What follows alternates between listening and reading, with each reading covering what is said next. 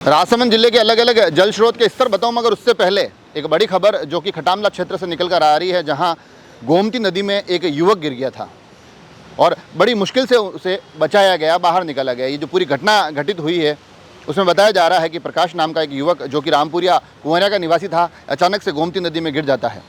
गनीमत यह रही कि वहीं मौके पर मौजूद गणपत जी जो कि खटामला के निवासी है, वो तुरंत प्रभाव से उस युवक को बचाते हैं।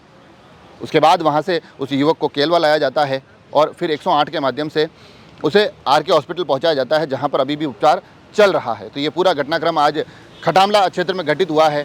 तो यहाँ ये सभी से आग्रह भी करते हैं कि जो जल स्तर जो चल रहा है, गोमती का प्रवाह अभी आप स्क्रीन पर देख रहे हैं, तो सभी जल स्रोत से थोड़ा सा दूर रहे, अतिरिक्त सावधानी बरतने की अत्यंत आवश्यकता दिखाई देती है। तो ये जो आज की घटनाक्रम हुई है, उसके बाद अब आपको लिए चलता हूं मैं राजसमंद जिले के अलग अलग जल स्रोत की तरफ। शुरुआत राजसमंद से करते हैं। राजसमंद झील का जल स्तर अब लगातार बढ़ता दिखाई दे रहा है। आज वो जल स्तर पहुँच गया है 21.75 पर।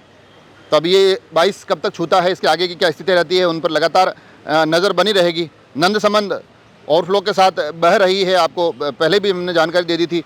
7 इंच की जो ओवरफ्लो भी वहाँ पर अभी भी बताया जा रहा है। उसके बाद जो आगे की स्थिति दिखाई देती है वो चिकलवास ओवरफ्लो है। फिर बागेरी के लिए बार बार लोग पूछ रहे हैं, 10 इंच की चादर अभी बागेरी पर चल रही है, 10 इंच का फ्लो बागेरी पर बताया जा रहा है। तो ये जो अलग अलग क्षेत्रों से जो जानकारियाँ निकल कर आ रही है, वो उसके अनुसार अब धीरे धीरे राजसमंद जिले के जल स्रोत के स्तर लगभग लबालब दिखते हैं। हालांकि कुछ एक जल स्रोत ऐसे भी हैं जिनमें कि एक तो मनोहर सागर होता है, जिसकी पूर्ण भराव क्षमता 11 फीट है, मगर वो अभी तक 5.5 ही हुआ है। सासेरा रेलमगरा क्षेत्र का वो अभी 7.80 ही हुआ है। तो कुछ जल स्रोतों में अभी थोड़ी सी आवक की आवश्यकता दिखाई देती है, अन्यथा इन राजसमंद में चारों तरफ अच्छा पानी बहता दिखाई देता है। गोमती का बहाव भी तेज हुआ है, खारी फीडर से भी पानी आ रहा है। तो उसके माध्यम से राजसमंद झील का स्तर कहाँ जाकर आगे आने वाले दिनों में दिखाई देगा, उस पर भी हमारी नज़र बनी रहेगी। कोशिश करेंगे कि और भी जल स्रोत के समय समय पर आपको अपडेट देते रहें। मगर एक बार पुनः आग्रह, बरसात के इस मौसम में पानी से थोड़ा दूर रहे, थोड़ा सावधानी अवश्य बरतें। जुड़े रहें राजसमंद एक्सप्रेस से। धन्यवाद।